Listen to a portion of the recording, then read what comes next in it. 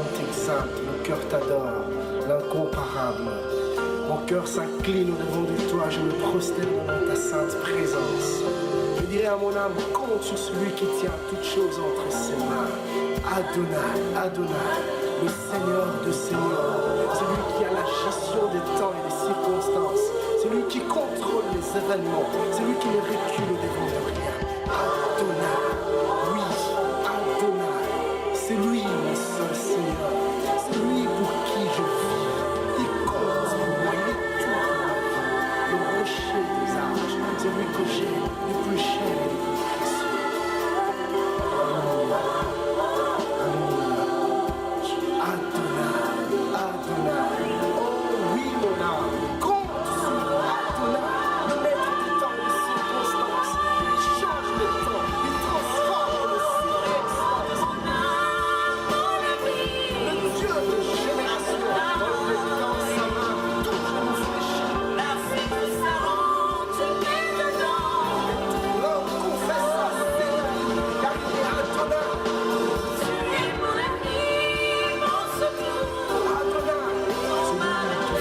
C'est pour les montagnes.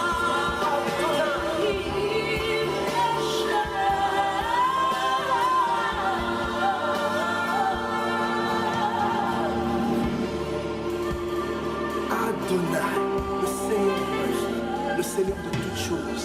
Oui, puisqu'il est Seigneur, la vie ne sera plus jamais pareille. Et puisqu'il règne, je règne avec lui. Puisqu'il domine, je domine. Jamais plus les circonstances du temps présent n'auront contrôle sur moi, car celui que je sais tient toutes choses entre ses mains. Et je gouverne avec lui, je dirige avec lui. Oui, sur les principautés, les autorités et les dominations, la seigneurie d'Adonai sera manifeste à tout jamais. Adonai, Adonai, Adonai. Tous le premier livre de la Bible, le livre du commencement, Genèse, chapitre 2e, verset 7. Genèse, chapitre 2. Après, je vais pouvoir vous donner le thème de ce matin que nous allons pouvoir partager durant toute cette semaine. Genèse, chapitre 2e, verset 7. Pasteur, s'il vous plaît, on va tout écrire en même temps. Et notre deuxième portion de l'écriture, nous la lirons dans 2 Corinthiens, chapitre 4, verset 7. Deuxième livre de Corinthiens. Surveillez les enfants, s'il vous plaît. Ça fait du bruit là derrière. Cher protocole, s'il vous plaît, faites votre travail. 2 Corinthiens, chapitre 4, verset 7. Maman Laetitia se prépare pour la lecture.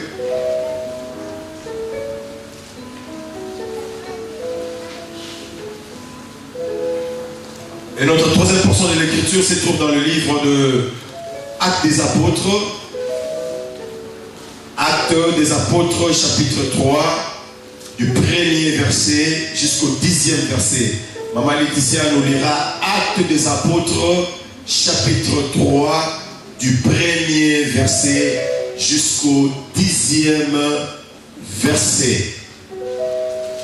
Actes des Apôtres, chapitre 3, du premier verset jusqu'au 10e verset. Alléluia. Est-ce que vous y êtes?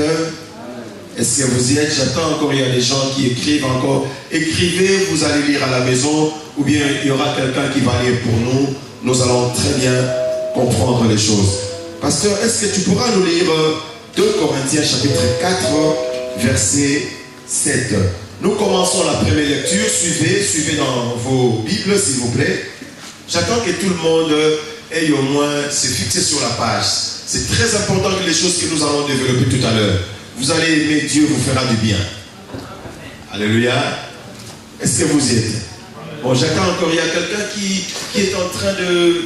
Il ne comprend pas. Nous sommes dans le premier livre de la Bible, Genèse chapitre 2, verset 7. Trop facile. Il ne faut pas aller loin. Le premier livre de la Bible, trop facile. Genèse 2, 7. Écrivez, nous allons lire. Nous allons pouvoir vous aider à lire. Écrivez seulement. Deuxième portion, nous lirons dans 2 Corinthiens, chapitre 4, verset 7. Et le troisième, Actes des Apôtres, chapitre 3, verset 1er à 10. Amen. Je fais la première lecture. Suivez dans vos Bibles. La Bible dit ceci. L'Éternel Dieu forma l'homme de la poussière de la terre. Je reprends. L'Éternel Dieu forma l'homme de la poussière de la terre. Il souffla dans ses narines un souffle de vie. Et l'homme devint un être vivant. Dieu créa l'homme de la poussière de la terre. Il souffla dans ses narines. Et l'homme devint un être vivant. Est-ce qu'on comprend? Alléluia. Donc la Bible nous parle de la création. Il est question de notre Dieu, le créateur des cieux et de la terre, le géniteur. Il a créé l'homme. La Bible nous montre comment il a procédé pour la création de l'être humain. La Bible dit qu'il a créé de la poussière de la terre. Et il a soufflé dans ses narines. Et l'homme est devenu un être vivant. Est-ce qu'on comprend? Qui n'a pas compris? Je vais répondre, je vais réexpliquer. Qui n'a pas compris? Et par contre, nous sommes à l'école de Dieu. Qui n'a pas compris? Très bien, nous avons tous compris. Écoutez ce qui dit la parole de Dieu. 2 Corinthiens, chapitre 4, verset 7. 2 Corinthiens, chapitre 4, verset 7, version Semeur. Je lis au nom de Jésus. J'aime cette version. Parce que le Seigneur parle de quelque chose que je vais exploiter ce matin. On y va, pasteur. Mais ces trésors, voilà, nous les portons dans les vases faits d'argile que nous sommes. Mais nous portons ces trésors dans ces vases de terre. Est-ce qu'on comprend? Alors l'apôtre Paul dit que nous portons ces trésors. De quel trésor il s'agit? Il s'agit de ce souffle que Dieu a soufflé dans l'homme, que l'homme est devenu un être vivant. C'est de ce souffle qu'on parle. C'est de ce trésor que l'apôtre Paul parle. Nous portons en nous ces trésors dans ces vases de terre. Continue la lecture, deuxième partie. Pour que ce soit la puissance extraordinaire de Dieu. Pour que ce soit la puissance extraordinaire de Dieu. Qui se manifeste. Qui se manifeste. Parce que, descends un peu en bas le verset 10. J'aime ça, c'est magnifique encore. Le verset 10. Oui, nous portons toujours en tout lieu. Nous portons toujours en tout lieu. Dans notre corps. Dans notre corps.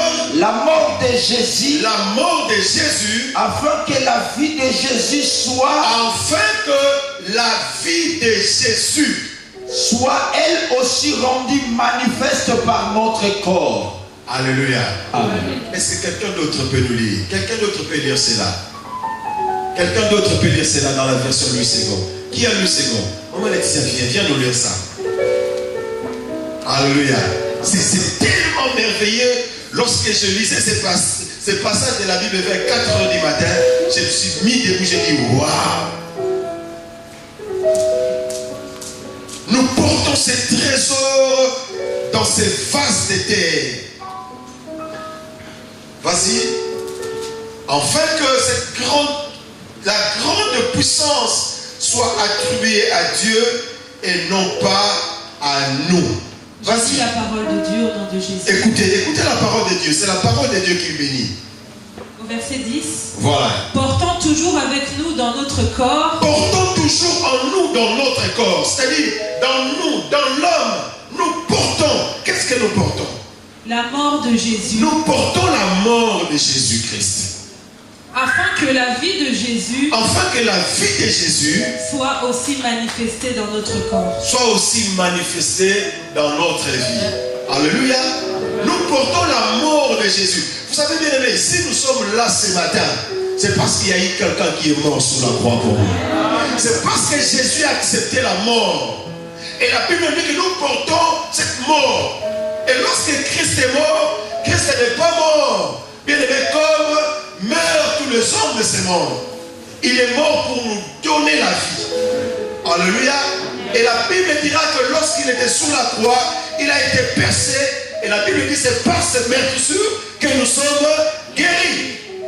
Mais nous maintenant, humains, nous portons ces corps. Seigneur, prête-moi les mots qu'il faut pour que ton peuple comprenne la pensée, ta pensée, la pensée du royaume. Seigneur, inspire-moi, parle à ton peuple, parle dans l'esprit de ton peuple, qu'il réalise ce que nous sommes, la vraie identité du royaume, du Fils de Dieu que nous portons en nous, la marque du royaume que nous sommes. Seigneur, bénis ta parole. Seigneur, enrichis l'Église. Impacte l'Église par ta parole. Au nom de Jésus. Actes des Apôtres, chapitre 3, versets 1er à 10. Merci, pasteur. Maman Laetitia Balé. Actes des Apôtres. Pierre et Jean montaient ensemble au temple à l'heure de la prière. C'était la 9e heure. C'était la 9e heure. Oui. Il y avait un homme boiteux de naissance qu'on portait et qu'on plaçait tous les jours à la porte du temple, appelé la Belle, pour qu'il demandât l'aumône à ceux qui entraient dans le temple. Cet homme, voyant Pierre et Jean qui allaient y entrer, leur demanda l'aumône. Pierre, de même que Jean, fixa les yeux sur lui et dit, « Regarde-nous. » Regarde-nous. Et il les regardait attentivement. Et il les regardait attentivement. S'attendant à recevoir quelque chose de la part d'eux. Alors Pierre lui dit, je n'ai ni argent ni or, mais ce que j'ai, je te le donne. Mais ce que j'ai, je te le donne. Au nom de Jésus-Christ de Au Nazareth. nom de Jésus-Christ de Nazareth, Lève-toi et marche. Lève-toi et marche. Et le prenant par la main droite, il le fit lever. Au même instant, ses pieds et ses chevilles devinrent fermes. D'un saut, il fut debout et il se mit à marcher. Il entra avec eux dans le temple. Marchant, sautant et louant Dieu. Tout le monde le vit marchant et louant Dieu. Il reconnaissait que c'était lui. Celui qui était assis à la porte. Pour en train de demander les aumônes. On acclame la parole de Dieu. Que Dieu te bénisse. Ce matin, quelqu'un va sauter de joie. Ce matin, quelqu'un va louer le Seigneur. Ce matin, quelqu'un aura un cantique nouveau. Ce matin, bien aimé, les gens qui t'ont reconnu, les gens qui te connaissent, bien aimé, ce matin, ils ne te reconnaîtront plus. Le message de ce matin s'intitule le contenu du contenant. Le contenu du contenant. Dis à ton frère, change de voisin, dis-lui le contenu du contenant. Ça paraît bizarre, hein, ce thème. Ça paraît compliqué. Hein? Le contenu du contenant. Frère Jacques, ça paraît bizarre. Toi qui parles bien français. Le contenu du contenant. Compliqué. Ça va? Non, on va dire que ça va. Gloire au Seigneur. Amen. Je vais essayer d'expliquer par la grâce du Seigneur. Toute cette semaine, on ne parlera que de ça. Je crois bien jusqu'à l'Exode, on parlera de ce thème. Pourquoi Dieu m'a conduit à parler de ce thème? Dieu m'a parlé et Dieu m'a dit que les enfants de Dieu, mon peuple ne comprenne pas, l'Église ne comprenne pas la puissance de Dieu qui est en nous. L'Église ne réalise pas cela. Calmez-vous s'il vous plaît, le contenu du contenant. Hier, j'étais au supermarché faire des courses avec ma famille. Et lorsque je suis entré dans le supermarché, et c'est là où Dieu a commencé à me parler. Je pensais que Dieu parlait seulement dans la prière. Je pensais que Dieu parlait seulement à l'église.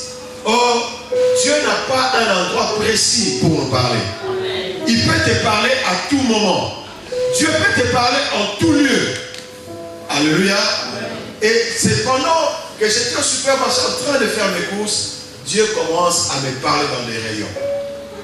C'est pour cela, avant de commencer ce message, je voudrais illustrer ce message par ces produits que vous voyez ici présents. Lorsque j'étais dans le supermarché, Dieu a commencé à me parler. Et vous savez bien aimé, nous tous on fait des courses. Dans la loi de la consommation, il existe des lois et des principes. Dans la loi de la consommation, lorsque un fabricant il fabrique son produit, on lui impose premièrement de mettre la marque sur son produit. Alléluia. Amen. On lui impose cela, c'est imposé. Donc tu ne peux pas fabriquer quelque chose, un produit qui ne porte pas la marque. Le produit doit avoir absolument sa marque. Ça c'est la loi de la consommation. Et la deuxième des choses, on impose au fabricant la date de la consommation pour que le produit soit bien conservé. On lui impose la date. Vous avez remarqué dans tous les produits que nous utilisons, il y a la date qu'on appelle la date d'expiration. Donc ce produit doit être utilisé de telle date à telle date, n'est-ce pas? Au-delà de la date qui est prescrite dans le produit, ce produit-là va s'appeler périmé, exprimé. Donc on ne peut plus l'utiliser. Est-ce qu'on comprend? Comprenez bien ces choses. Quand je vais développer, vous allez comprendre. Alléluia. Amen. Ça c'est la loi de la consommation. Nous voulons prêcher tous ensemble pour que nous puissions très bien comprendre. J'ai avec moi plusieurs produits. Premièrement, j'ai ces mouchoirs que nous connaissons tous. Nous sommes à l'école, nous allons répondre, soulevez les mains. Qu'est-ce que vous remarquez? Est-ce que quelqu'un peut venir, s'il vous plaît? Même un enfant. Viens. Amène-moi le... Viens, jeune homme. Claudie, viens. Viens, Claudie. Toujours avec ça. Très bien. Tiens ces deux. Ces deux produits que nous voyons, c'est le mouchoir. Hein? C'est les mouchoirs que nous utilisons tous. Mais qu'est-ce que vous remarquez de ces deux produits? Regardez bien, observez bien, levez vos mains et répondez-moi. Qu'est-ce que vous remarquez de ces deux produits? Voilà, il y a un enfant. Voilà, je vais prendre le nom. Jean-Chéri, avec ses lunettes, qu'est-ce que tu remarques? C'est pas la même marque. Ce n'est pas la même marque. Est-ce qu'on peut acclamer le Seigneur? Gloire au Seigneur. Pasteur, Pierre nous écrit. Le jeune homme a dit ce n'est pas la même marque. Est-ce qu'il a tort ou il a raison? Alléluia. Il a raison, n'est-ce pas? Ce n'est pas la même marque. Là, c'est écrit Kleenex original. Et là, c'est écrit quoi?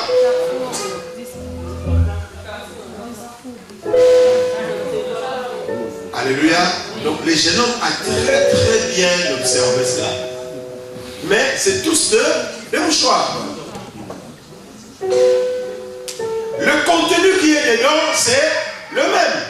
N'est-ce pas? On peut l'utiliser. Mais la marque, elle est différente. N'est-ce pas? Je vais vous donner le prix parce que c'est moi qui ai acheté ça. Celui-là, je l'ai acheté à 47 centimes. Celui-là nous a devenu combien? 1 euro et quelques de poussière. Je vais vous poser une question. Pourquoi nous avons le même produit qui est dedans, des mouchoirs? Mais pourquoi les prix sont différents? Non. J'ai besoin de main. J'ai besoin de main. Tu veux prendre encore le petit jeune homme là? Oui. Comment? Parle fort. Ça vient pas du même magasin? Très bien aussi, ça ne vient pas du même magasin. D'après lui. C'est bien. Très bien, on y va. Qui d'autre peut dire autrement? Je prends Darina. Viens. Ça c'est grave. Viens. Écoutez, c'est que Darina va le dire. Pourquoi ils n'ont pas le même prix? Parce que Kleenex c'est la meilleure qualité. Merci ma fille. Que Dieu te bénisse. Ça c'est la réponse.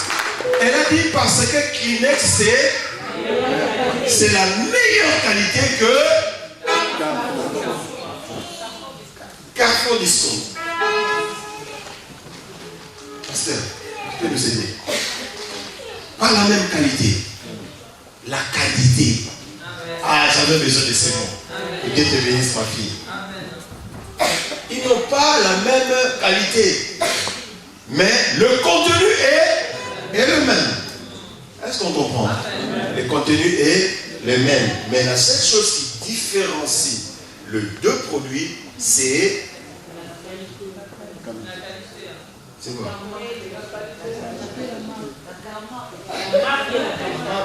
La marque et la qualité. Vous êtes intelligent. Passez le plus c'est là. Quand tu vas commencer à prier, tu prieras différemment. La façon de prier va changer. Alléluia. On n'arrive pas à bien prier parce qu'on ne comprend pas la parole de Dieu. Quand tu maîtrises, tu comprends bien la parole de Dieu, bien aimé, ta vie de prière change. C'est pour cela que j'aime expliquer. C'est dit aussi, oui, pour contrecarrer, pour concurrencer les prophètes, moi, je mettrai ma bouteille au prix de 1 euro, par exemple, 50. Mais nous avons le même produit. Alléluia. Mais nous avons le même produit. On va y arriver. Ça, on parlera de cela le mardi ou le jeudi. Mais nous avons le même produit. Il y a la concurrence. Alléluia. Amen. Mais dans la concurrence aussi, il y a toujours des choses qui font la différence. Est-ce que déjà ça commence à venir? Ça commence à venir. Il y a toujours la différence.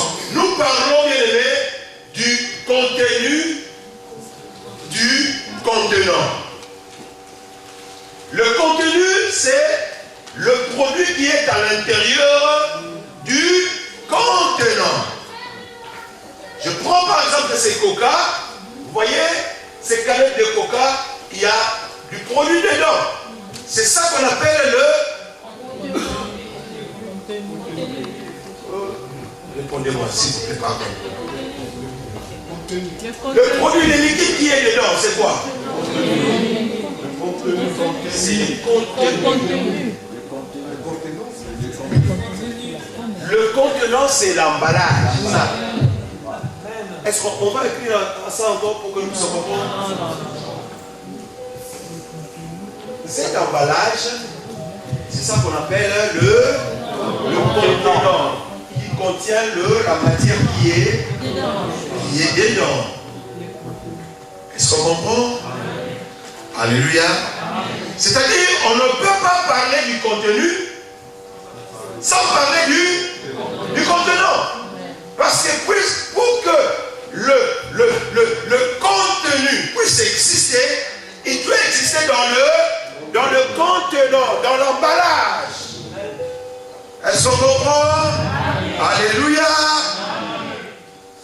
Le contenu, c'est tout simplement l'Esprit de Dieu qui est en nous.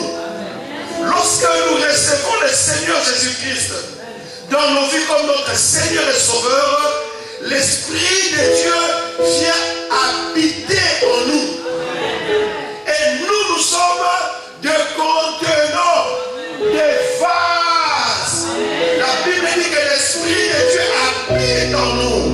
Et l'apôtre Paul, il explique ça très bien en disant que ne savez-vous pas que votre corps est le temple du Saint-Esprit. Nous sommes l'adresse de Dieu. Dieu habite en nous. Nous sommes ces vases, ces trésors qui portent le contenu qui est l'Esprit de Dieu en nous. La Bible dit dans Genèse chapitre 2, verset 7, au commencement, lorsque Dieu a créé le monde, il a créé l'homme de la poussière de la terre. Et il souffla dans l'homme le souffle. Et l'homme devint un être vivant. C'est-à-dire que l'homme a été créé par la poussière. L'homme n'est que le contenant. Amen. Mais l'Esprit de Dieu qui est en l'homme, c'est quand Dieu a soufflé, c'est alors que l'homme est devenu un être. Donc c'est-à-dire le vrai homme, lorsqu'on parle de l'homme, le vrai homme, ce n'est pas ce que nous voyons. Le vrai homme, c'est ce qui est à l'intérieur, le contenant. Ah, je vous ai eu.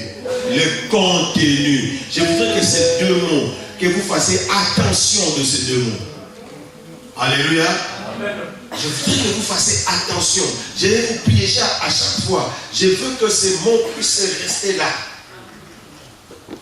Si, bien aimé, le contenant n'a plus de contenu, le contenant perd sa valeur. Et sa destination finale, c'est quoi? C'est la poubelle.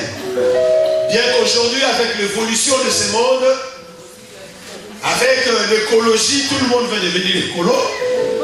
Il y a ce qu'on appelle le recyclage.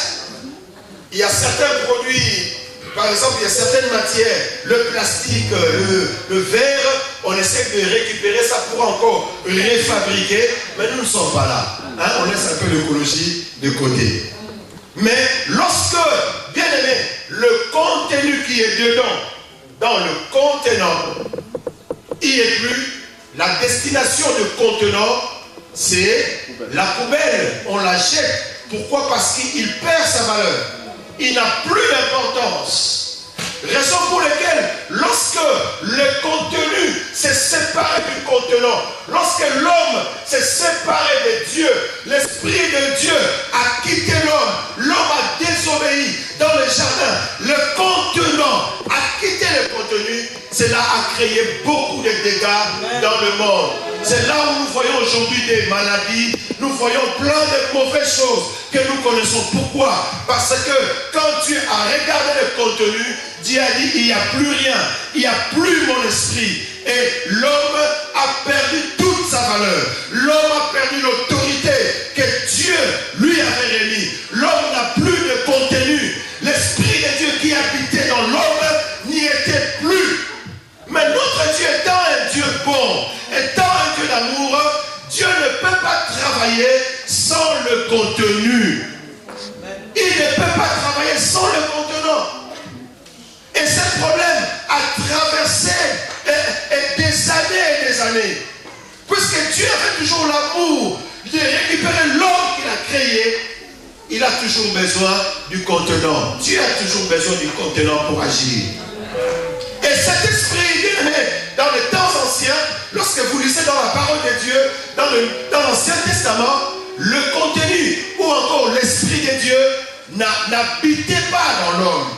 L'Esprit de Dieu saisissait. L'Esprit de Dieu était au-dessus des hommes pour des missions précises, pour des hommes précis. Quand Dieu voulait se manifester ou utiliser une personne, l'Esprit de Dieu ou le contenu saisissait la personne. Et quand l'homme a désobéi, cet esprit a traversé et cet esprit est allé jusqu'à Moïse. L'Esprit de Dieu va saisir Moïse dans l'ombre. Et pendant que Moïse avait eu la charge la responsabilité sur les enfants d'Israël, Dieu l'a équipé. L'Esprit de Dieu a saisi Moïse. Et Dieu a dit à Moïse, tu portes tellement une charge lourde. Prends les anciens d'Israël. Et moi je prendrai l'Esprit qui est en toi. Et je le donnerai, je le distribuerai aux anciens, afin que la charge que tu as, cette responsabilité, la tâche que tu as, que ça puisse être partagé aussi avec les autres. Nous voyons des prophètes dans la Bible. Lorsque Dieu avait un plan merveilleux pour son peuple, il saisissait des hommes. Mais l'Esprit de Dieu n'habitait pas dans l'homme. L'Esprit de Dieu est venu habiter dans l'homme dans le Nouveau Testament. Lorsque Jésus-Christ est venu, c'est alors que l'Esprit de Dieu est venu habiter maintenant dans l'homme. Le temps où nous passons, bien-aimés, le temps où nous vivons le temps de Joël, chapitre 2, là où il est dit dans le dernier jour, je répandrai de mon esprit sur toute chair. L'Esprit de Dieu, le contenant, est venu maintenant habiter.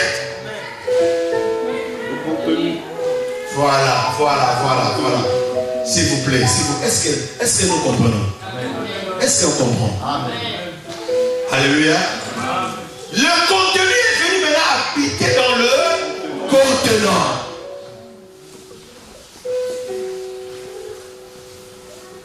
Est-ce qu'on comprend? Amen. Il est venu maintenant habiter dans l'homme. Et l'apôtre Paul dit que nous portons ces trésors dans ces vases de terre que nous sommes. Nous sommes créés par la poussière. Au commencement, nous avons vu cela. Et ces vases, bien aimés, le contenu, non, que nous sommes, a de l'importance devant Dieu. Et l'apôtre Paul dit encore, dans 2 Timothée chapitre 2, verset 20, l'apôtre Paul dit que dans une grande maison, il n'y a pas seulement des vases d'or et d'argent, mais il y en a aussi en bois de terre. Les uns sont de vases d'honneur et les autres sont de vases d'un usage vil, moins important, qui n'a pas d'importance. Mais le verset 21 dit ceci: si quelqu'un se conserve pur, en s'abstenant de ces choses, il sera un vase d'honneur, sanctifié, utile à son maître. C'est-à-dire, l'apôtre Paul veut nous faire comprendre, si nous voulons devenir de contenants utiles, si nous voulons devenir de contenants avec des usages qui sont nobles, nous devons préserver nos vies. Nous devons avoir une qualité de vie. On revient maintenant dans ce que nous avons illustré tout à l'heure. Les produits sont les mêmes, mais la différence de ces produits, c'est la qualité. Je veux dire à l'église, la force d'un chrétien ne se réside pas dans les habits que tu portes. La force d'un chrétien ne se réside pas dans la prière que tu fais comme récitation. Mais la force d'un chrétien se réside dans la qualité de vie que tu mènes devant Dieu. La force d'une église, ce n'est pas le bâtiment. La force d'une église, ce n'est pas le chant. Mais la force d'une église, c'est la qualité de vie que le peuple de Dieu a envers les dieux. La force d'un homme de Dieu, c'est la qualité de vie. Lorsqu'on t'acclame pas parce que tu es beau, parce que tu es belle, parce que tu es bien habillé. On t'acclame par rapport au contenu qui est au-dedans de toi.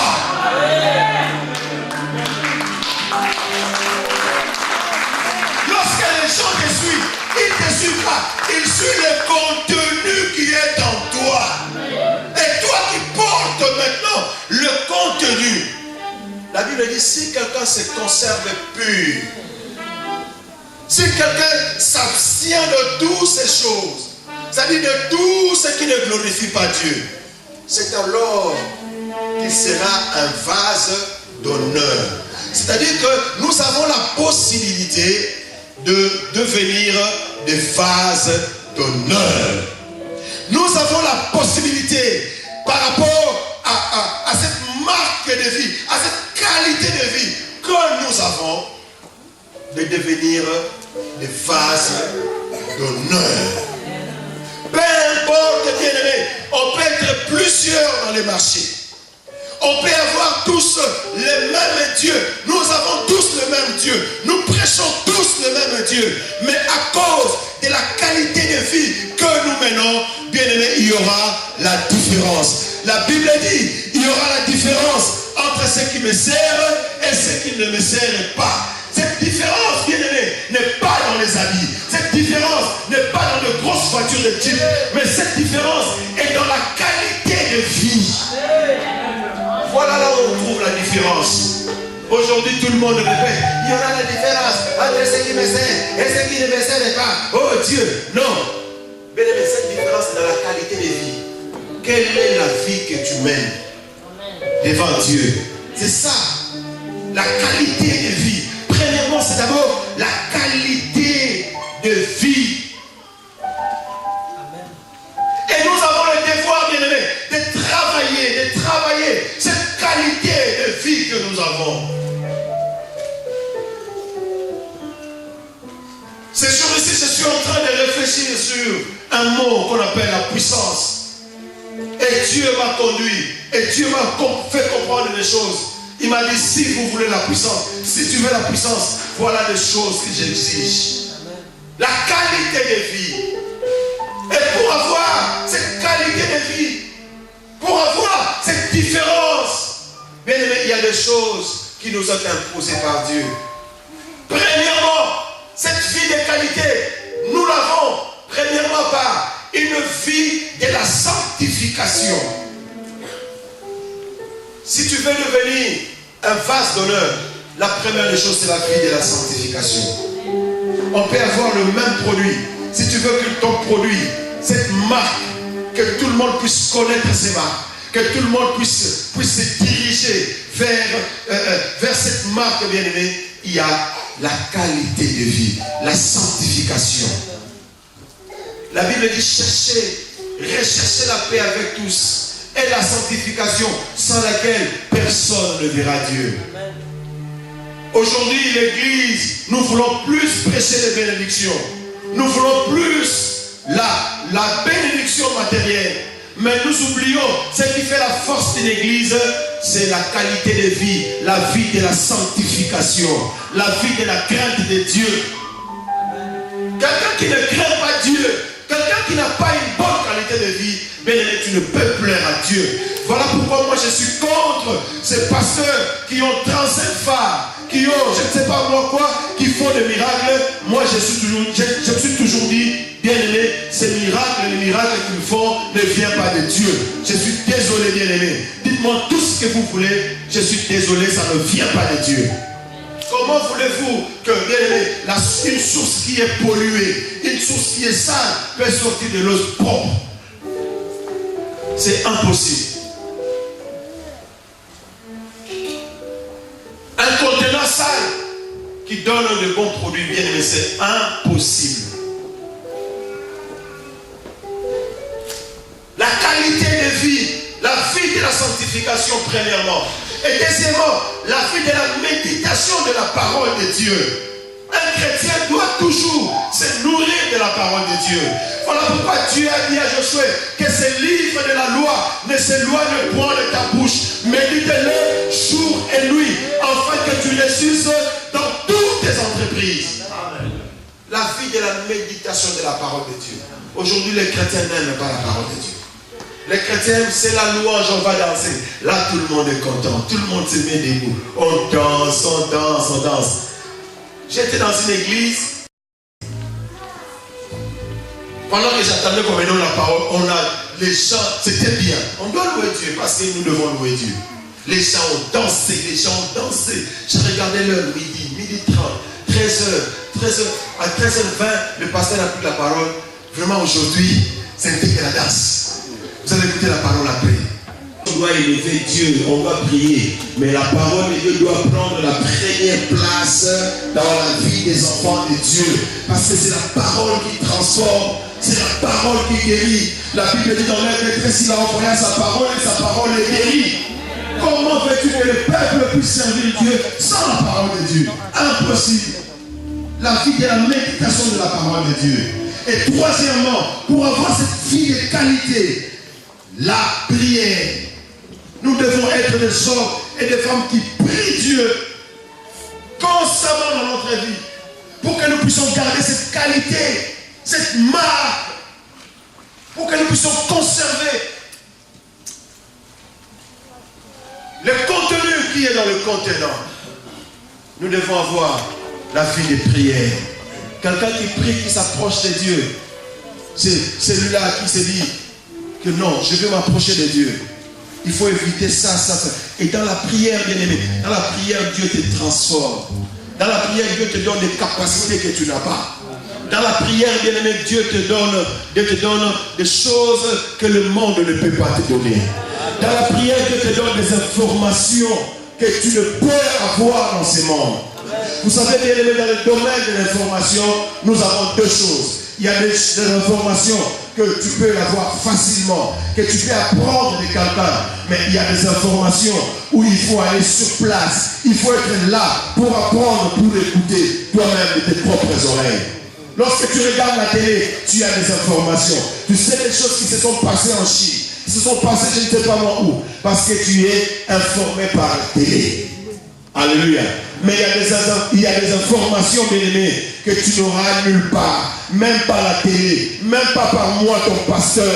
Il y a des informations que tu n'auras que chez nous. Lorsque tu vas prier le Seigneur, que le Seigneur va se révéler dans ta vie.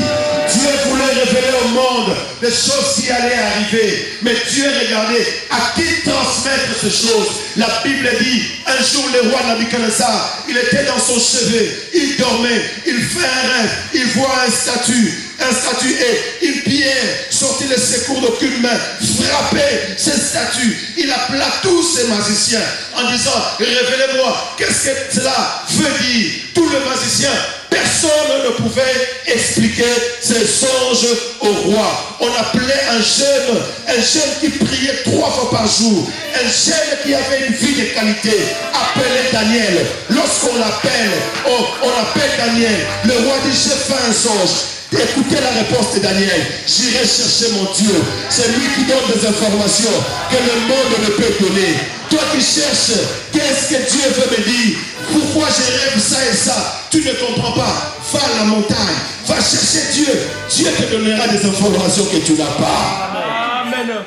Gloire au Seigneur. Dieu te donnera des informations. Amen. Et lorsque Daniel est venu, tout fier qu'il était, il dit au roi, écoute, Dieu t'a révélé ça. Il a des informations que le monde ne peut donner. Alléluia. Amen. Pareil avec Pharaon. Il reçoit un songe. Il ne comprend pas. Il appelle tous ses magiciens. Il leur cache même le songe.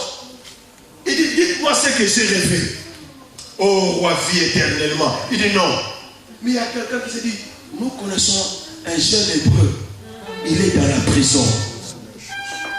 Lui, au moins, il viendra te donner des informations exactes. Des informations qui viennent du ciel. Bien aimé, nous avons besoin des informations qui viennent du ciel. Des informations exactes. Tu as besoin d'être informé. Monte dans la prière. Commence à chercher ton Dieu. Chercher ton Dieu. Quand tu conserves, bien aimé, le produit qui est en toi, le contenu qui est en toi, bien aimé, Dieu te donnera de grandes choses. Aujourd'hui, l'église a perdu la puissance de Dieu. L'église n'est pas puissante. Les gens se posent des questions. Où est le Dieu que servaient deux autres serviteurs de Dieu dans la Bible? Où est le Dieu d'Élie? Où est le Dieu de Moïse? Il est où? Bien aimé, c'est un problème du contenu, du contenant. C'est ça le grand problème de l'église aujourd'hui. On se pose des questions. Où est ce Dieu-là? On ne le voit plus. Il est où? Il ne se manifeste plus. Il est où? Le vrai problème, bien aimé, c'est le contenant. C'est nous, les vases, qui portons le contenu, l'Esprit de Dieu qui est en nous. Il n'y a plus l'Esprit de Dieu. Nous avons perdu l'Esprit de Dieu. Nous sommes là que pour des futilités, pour des choses qui ne glorifient même pas Dieu. Et nous perdons lentement et sûrement la qualité, la vie de Dieu que nous avons. L'Église perd cette qualité. Et j'ai posé la question à Dieu, Seigneur, dis-moi comment est-ce que nous pouvons devenir puissants. Et Dieu m'a répondu, vous êtes en train de perdre la qualité. Vous êtes en train de perdre cette qualité parce que vos yeux sont fixés vers le monde, vers des choses de futilité qui ne me plaisent pas. Voilà pourquoi l'Église a perdu la puissance. Mais bien aimés, nous voulons récupérer, nous voulons vivre la puissance de Dieu dans nos vies. La Bible dit, le monde attend ardemment la révélation du Fils de l'homme. Aujourd'hui, il n'y a plus la puissance à l'Église. Les gens viennent malades et les gens rentrent malades. Parce que nous n'avons rien à donner au peuple de Dieu. On se contente plus à la louange, aux autres choses. Mais le contenu, l'Esprit de Dieu qui est en nous, n'y est plus. Lorsque le contenu n'y est plus, le contenant perd sa valeur. L'Église a perdu la valeur. L'Église de Dieu ne vit plus la gloire de Dieu.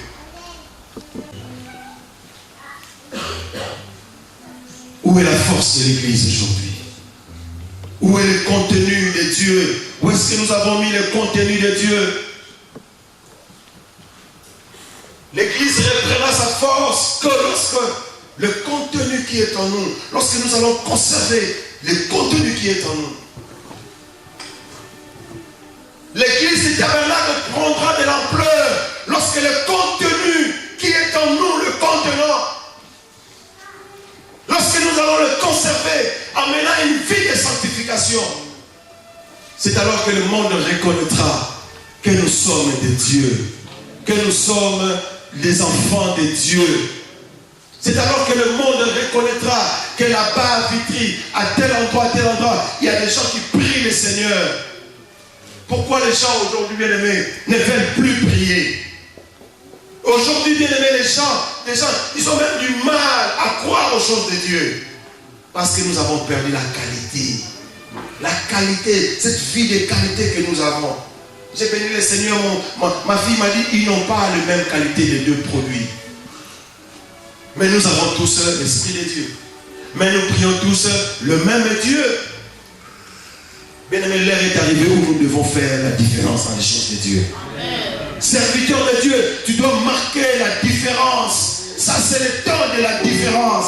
Chante, tu dois marquer la différence. Ta façon de chanter doit changer. Ce n'est pas question de la voix. Ce n'est pas parce que j'ai été à l'école de la musique, j'ai appris le solfège. Ce n'est pas ça. Avec les choses de Dieu, bien aimé, théologie ou pas, avec les choses de Dieu, quand le contenu qui est en toi, tu le conserves bien, c'est alors qu'il y aura la différence. Quand tu te mettras devant, tu commences à parler, les gens vont s'étonner, les gens vont se poser la question, où as-tu pris? Où est-ce que tu as appris la musique?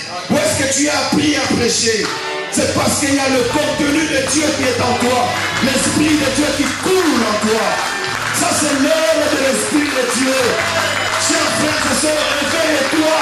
Ça, c'est l'heure de la différence. Nous voulons marquer la différence.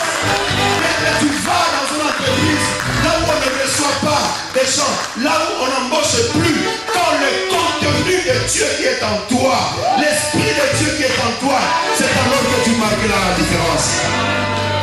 Je disais ce mardi, bien-aimé, nous sommes dans un monde, le système de ce monde, le cosmos, que la Bible parle, que le monde entier est sous la puissance du diable. Ce n'est pas que le diable qui est le gouverneur ou bien qui est au-dessus. Non, Dieu est au-dessus de toutes choses. Mais on nous parle de ce système de ce monde.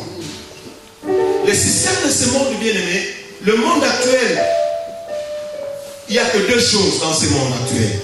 Soit tu as l'esprit de Dieu, ou bien tu as l'esprit du diable. Bien aimé, il y a des travails auxquels tu ne peux pas accéder à ce travail. Soit tu acceptes le diable, tu dis oui au diable, à tous ces pièges Quand tu acceptes cela, on te prend, on t'embauche parce que tu as accepté les diables, parce que tu as dit oui. Mais il y a de ce travail, bien aimé. Tu peux avoir l'Esprit de Dieu que nous avons tous. Tu peux avoir, je reprends, l'Esprit de Dieu que nous avons tous, que nous avons reçu le Seigneur les jours où tu as cru. Mais si c'est contenant, si le contenant, les niveaux, parce que le contenant aussi a des niveaux. Si le niveau de contenant n'est pas à la hauteur, n'est pas à la dimension, bien-aimé, de ce poste que tu peux occuper, tu ne pourras pas accéder à cela. Je vous ai donné l'exemple de ce bien-aimé qui est allé chercher du travail. Excellent, très intelligent. Il a fini ses études bac plus 5, docteur en. Il fait des tests, il avait les pourcentages plus que tous. À la fin, le responsable de l'appel, il dit: tu es un garçon très intelligent, brillant. Tu as distingué de tous les candidats. Mais tu sais, ces postes, on ne peut pas avoir ces postes comme ça. Il y a des exigences. Mais le jeune homme me dit: mais j'ai travaillé, j'ai reçu les tests. Il dit: oui, tu as reçu les tests, mais c'est des postes clés de l'entreprise. Pour avoir ces postes, nous avons quelque chose à te proposer. Les jeunes hommes pensaient qu'on allait proposer de venir très tôt, de partir tard. Les responsables les regardent et disent: est-ce que tu pourras supporter cette proposition? Les jeunes hommes se disent: oui, oui, oui. Vous savez, la jeunesse, ils sont tellement, ils acceptent tout. Oui, oui, oui, oui. Il voit son patron enlever son costume, il enlève. Il dit: tu vas accepter cela? Il dit: il n'y a pas de problème. Il enlève la cravate. Il dit: tu vas accepter cela? Il dit: pas de problème. Il enlève la chemise. Mais les jeunes hommes commencent à regarder. Et le patron vient tout doucement. Il commence à caresser les jeunes hommes. Il dit: c'est simple, c'est rien. Tu vois ces choses, c'est rien. Fais-la qu'une seule fois. Après tu auras ton poste et tout va très bien se passer, il ne faut pas avoir peur. Il lui propose l'opération canapé. Le jeune homme, il s'est dit: je préfère avoir 300 € des allocations, des ascétiques, que de faire ces choses.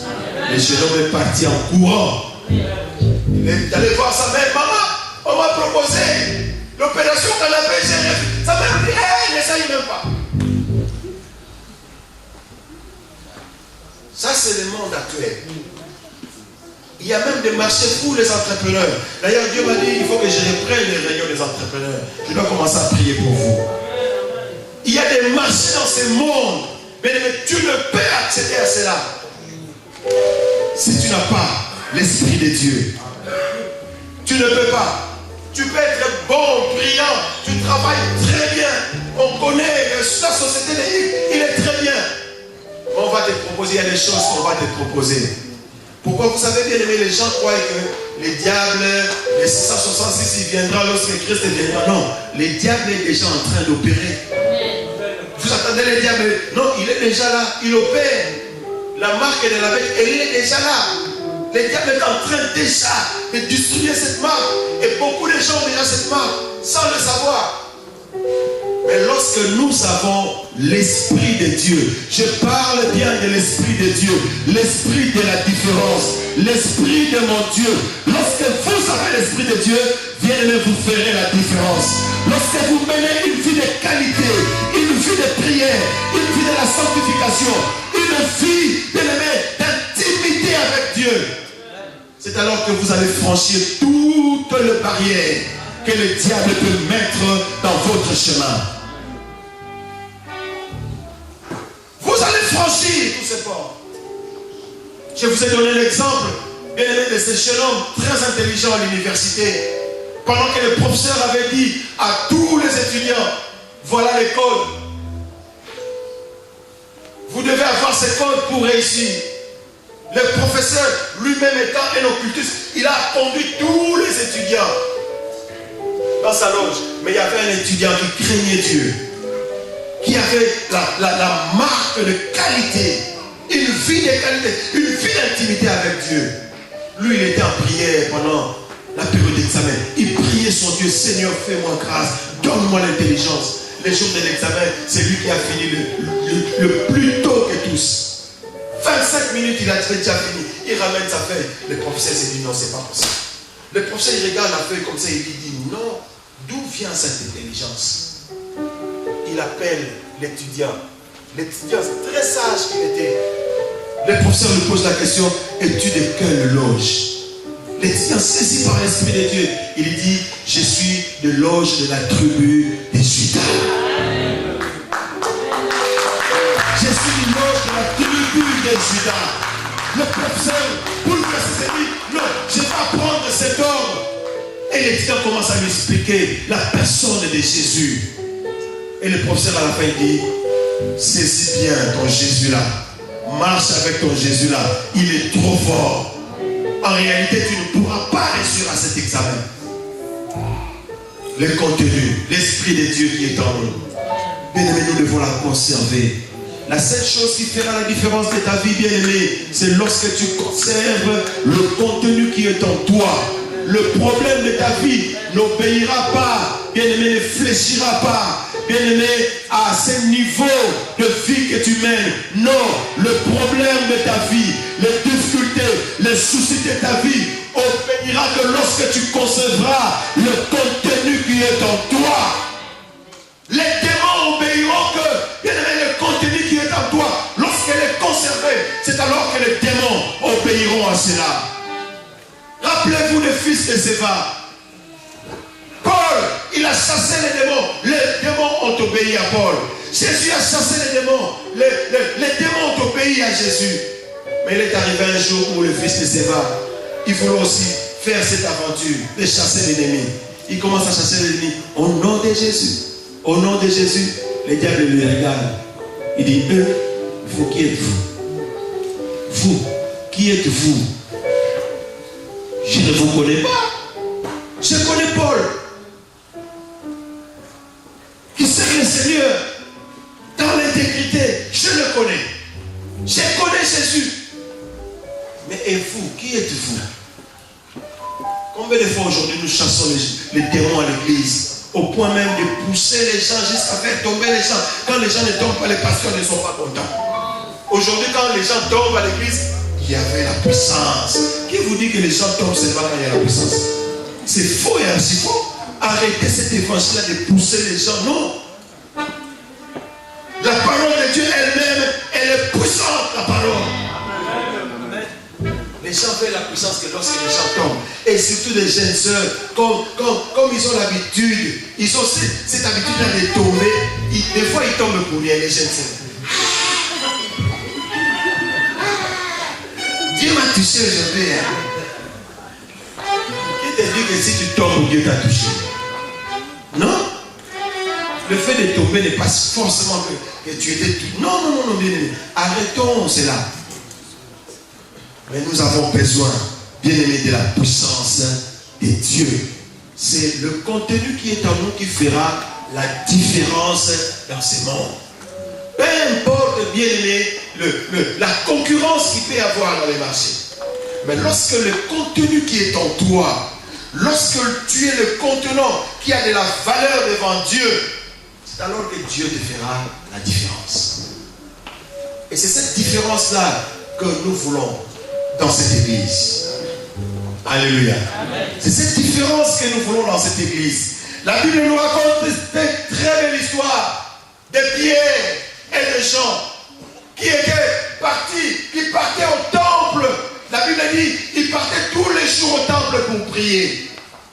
Et vous savez, dans la coutume juive, les Juifs allaient au moins 3 fois par jour dans le temple pour prier le Seigneur.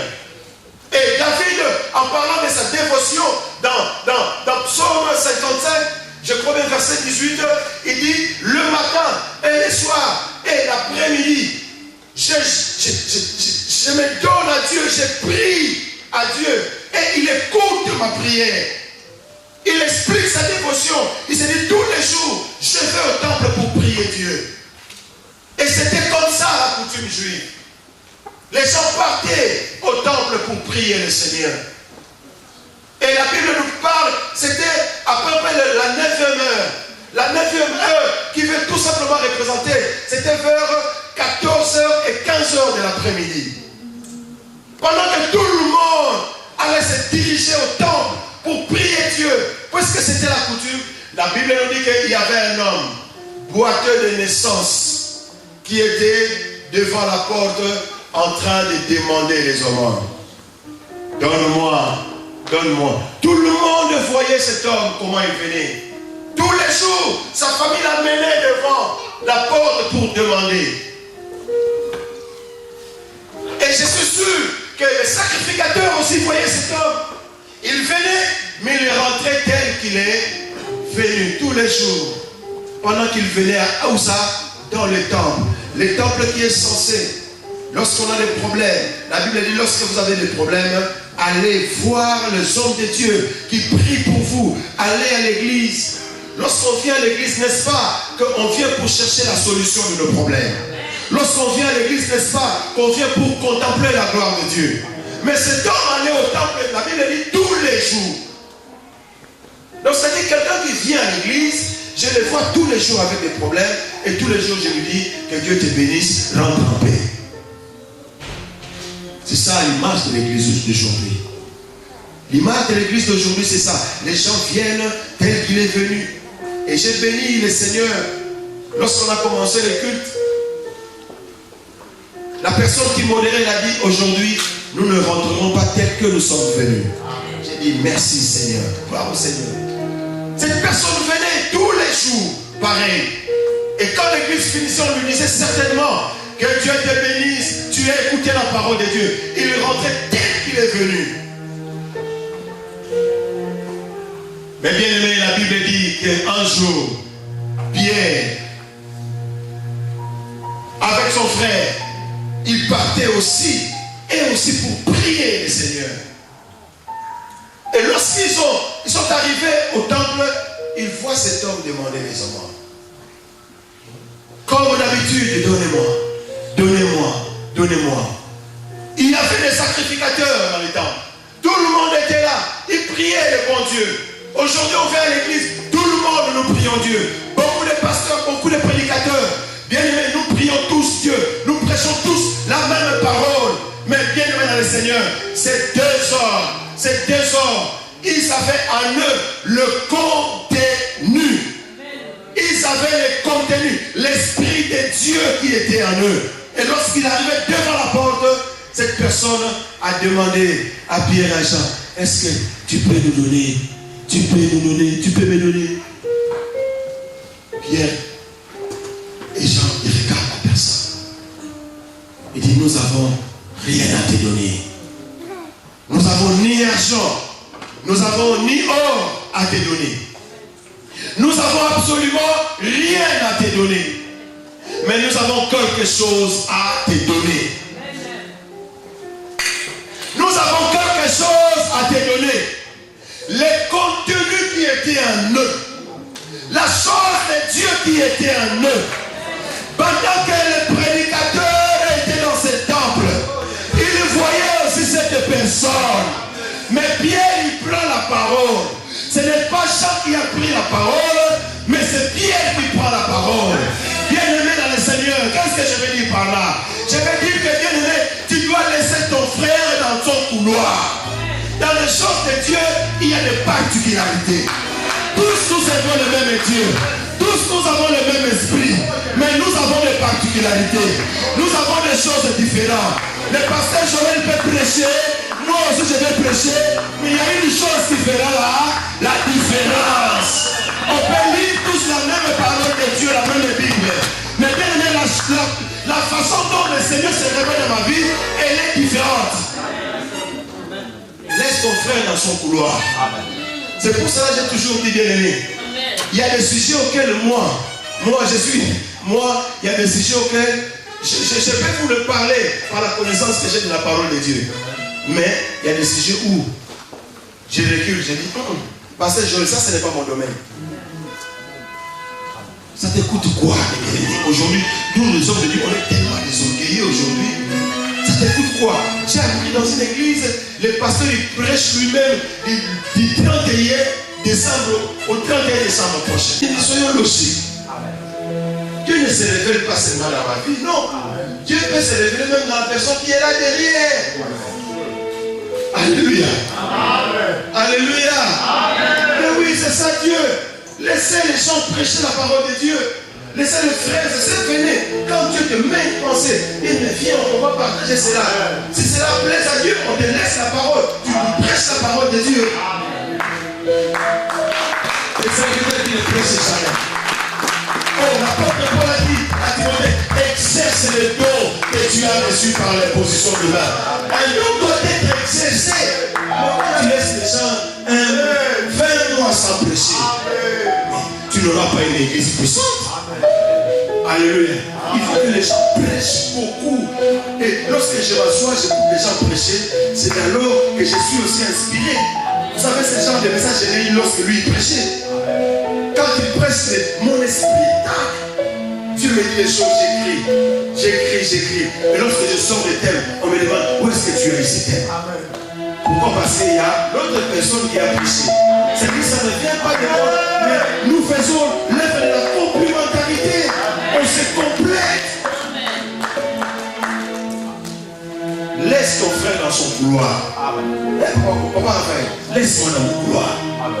Toi aussi prends ton couloir à toi. Ne cherche pas de devenir prophète. Je vais commencer à parler comme le prophète. Non. Cherche Dieu. Cherche ton couloir à toi. Je vais commencer à chanter comme. Non. Ne chantez pas comme. Chantez comme vous-même. J'ai dit, il faut que moi, ça veut dire que j'ai la marque. Quand je chante, on sait que non. Ça, c'est Sabine qui chante. Ça, c'est elle. Il y a beaucoup de chanteurs au Congo. Beaucoup de chanteurs au pays, au Congo. Beaucoup de chanteurs. Et ils sont pleins. Hein, beaucoup de chanteurs. Mais il y a un chanteur qui a fait la différence. Tous ils chantaient Jésus, Jésus. Mais quand lui s'est levé, il se disait seulement Alléluia. Il disait seulement Alléluia. Il a fait la différence. Le jour de sa mort, tout Congo était debout. Même pas le Congo, même l'Europe était debout. Nous tous on était debout. Pourquoi? À cause du contenu qui était dans le continent. Il a fait la différence. Laisse mon frère dans son couloir. Ne rentre pas dans mon couloir. Jamais ne laisser prier et qui va prendre la parole. Pierre, il sait que c'est lui.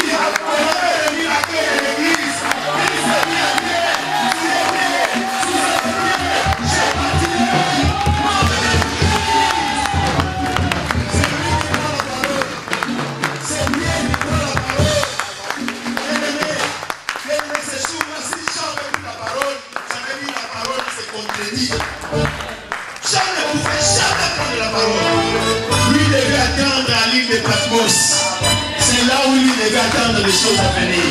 Mais pour les choses de l'église, les contenus qui est en nous, les contenus qui est en moi, c'est que j'ai le peuple au nom de Jésus. Lève-toi et marche. Le contenu a fait la différence.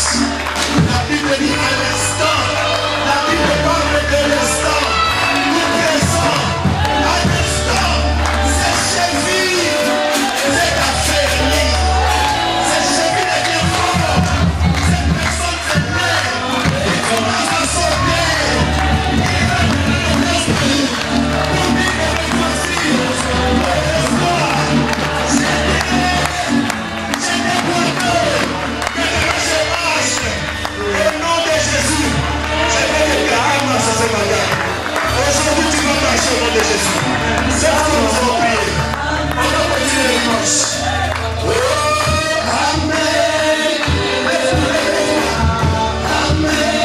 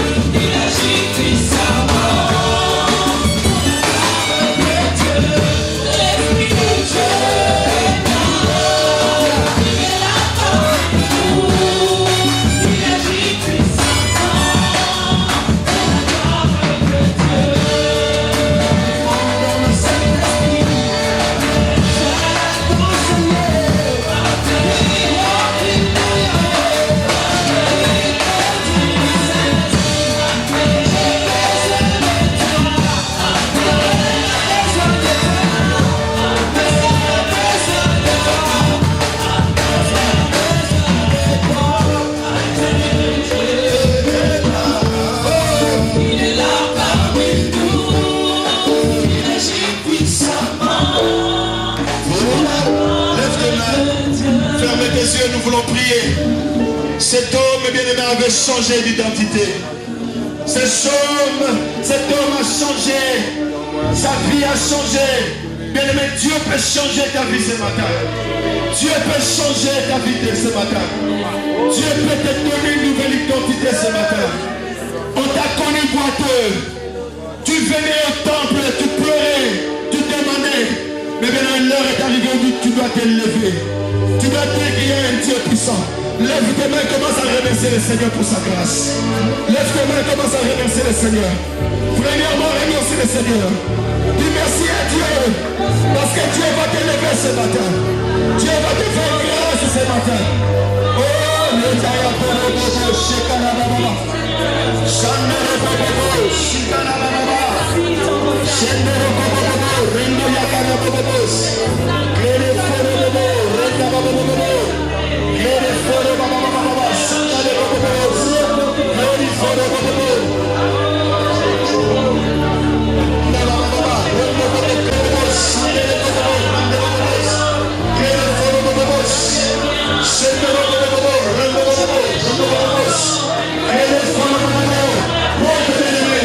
l'Esprit de Dieu est là, le Saint-Esprit est là, alléluia. Le Saint-Esprit agit, alléluia. Jésus, oh, Saint-Esprit, saisis ma vie de Dieu.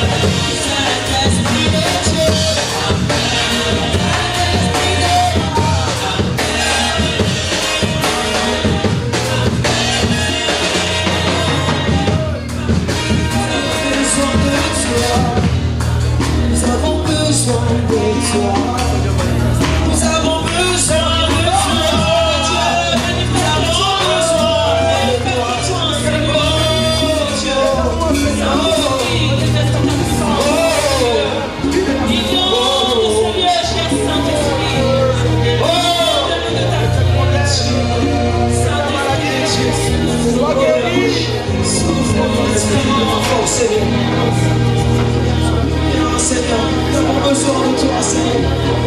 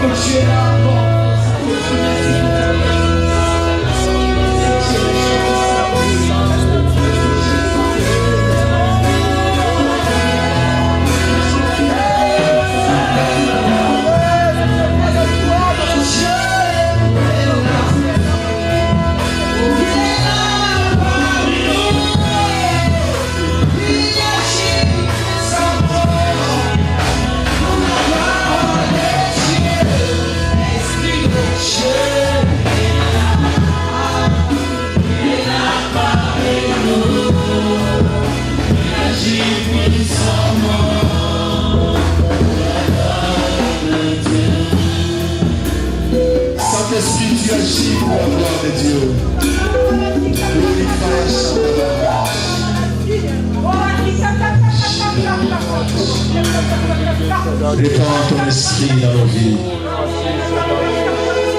Répands la puissance de Dieu.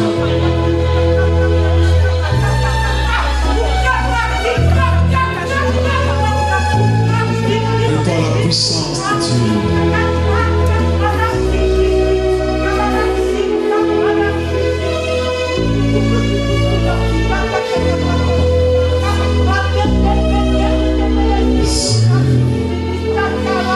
Le ciel est ton trône, la terre te marche ses pieds, et tu habites dans mon cœur.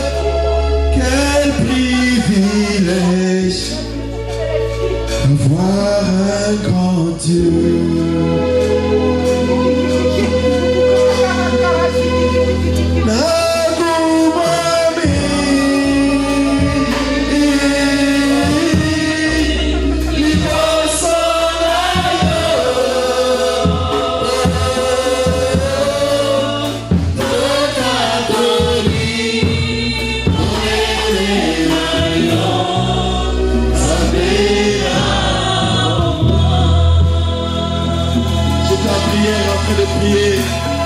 Je vais prier pour certaines personnes. Pendant que je priais, Dieu m'a dit tu prieras pour Nénette, son mari et sa famille. Viens, prépare aussi, viens, je vais prier pour vous. Viens, je vais prier pour vous.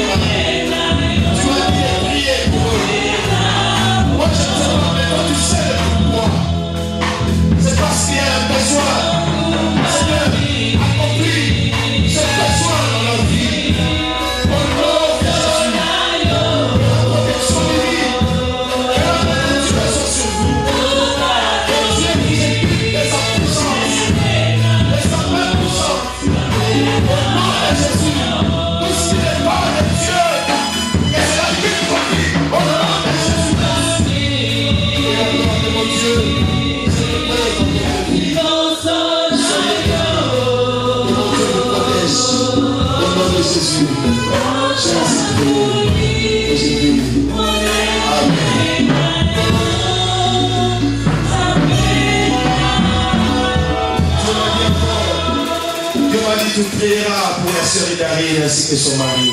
Tu as bien fait de venir. Viens, je vais prier pour toi. Le frère Jacques, votre famille vient. Venez, je vais prier pour vous. Oh Jésus. Oh Randaya Kabobo Shikara Baba. Rando Rubos. Rendo Yamaya Babo Rubos. Seigneur notre Dieu bien-aimé, je prie Seigneur pour cette famille. Nous retrouvons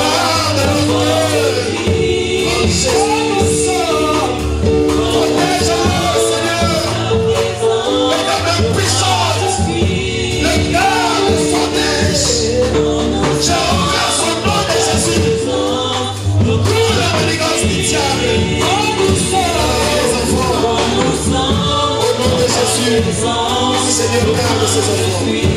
Garde nos frères, Seigneur. Ils sont en train de paix, Seigneur Dieu.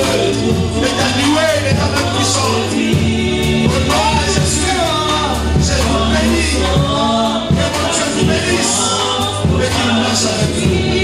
Soyez bénis. Au nom de Jésus. Amen. Dans ta présence. Seigneur, merci pour ta parole. Merci pour, Seigneur, le contenu qui est dans nous, Seigneur Dieu. Nous qui sommes ce trésor, ce vase, oh Dieu, que nous portons le contenant qui est en nous. Seigneur, aide-nous à préserver, à conserver le contenant qui est en nous. Merci, Seigneur, pour ta parole. Merci, Seigneur, pour cet auditoire. Merci pour la vie de Jésus que tu as transmis à ton peuple.